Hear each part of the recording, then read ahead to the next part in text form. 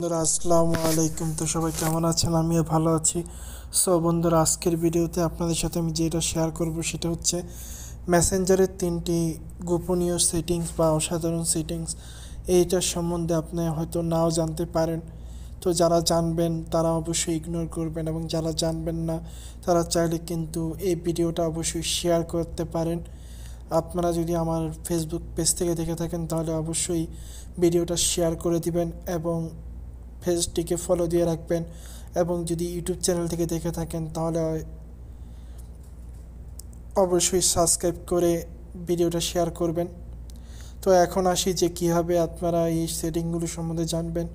তো আমরা সেটিংগুলো জানার জন্য আমরা সরাসরি চলে যাব আমাদের যে মেসেঞ্জার, সেই মেসেঞ্জারে যাওয়ার পর এখান থেকে আমরা মেসেঞ্জারটাকে আমরা যদি প্রথম দিকে আপনাদের দেখাই, মেসেঞ্জারটার এখানে চলে আসলাম। আসার পর এখান থেকে আমরা এই থিওড অপশনে ক্লিক করে দিব। থিওড অপশনে ক্লিক করার পর এরপরে আমরা এখান থেকে এই যে সেটিং অপশনে চলে যাব। তো সেটিং অপশনে যাওয়ার পর প্রথম আমরা যে সেটিংটা করব, যে 3টা সেটিংসের কথা যেটা বলেছি, সেটা হচ্ছে 1 নাম্বারটা হচ্ছে ডার্ক মোড।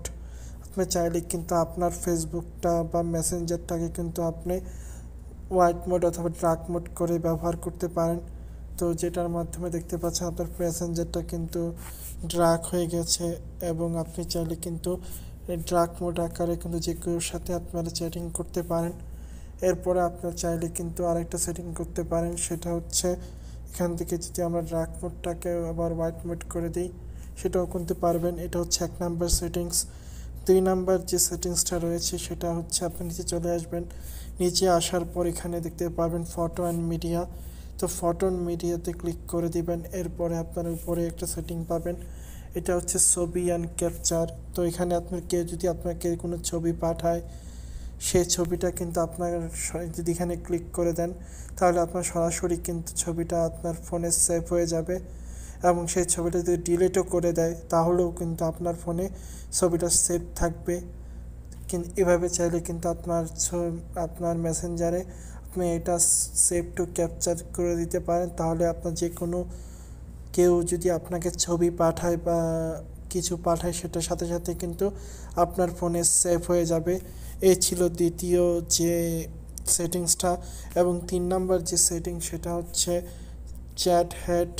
এই চ্যাট হেডের মাধ্যমটা হচ্ছে আপনি যদি ক্যাট অন করে দেন তাহলে কিন্তু আপনার যে মেসেঞ্জারটা আছে সেই মেসেঞ্জারটা আপনি এখান থেকে যখন ব্যবহার করছেন অথবা এখানে যখন আবার ক্লিক করে দিবেন, তাহলে ওপেন চ্যাট হেডে যখন ক্লিক করে দিবেন তাহলে বন্ধ করে দিলে দেখতে পাচ্ছেন আপনার এখান থেকে কিন্তু এই যে এটা কিন্তু এখানে চলে এসেছে, এবং খুব সুন্দর করে কিন্তু আপনি এখান থেকে এটাকে আবার মেসেঞ্জারটাকে আপনি ব্যবহার করতে পারবেন। তো এই ছিল 3টা সেটিংস। ভিডিওটা কেমন লাগলো অবশ্যই জানাবেন, এবং ভিডিওটা অবশ্যই শেয়ার করে দেবেন। তো সবাই ভালো থাকবেন। আল্লাহ হাফেজ।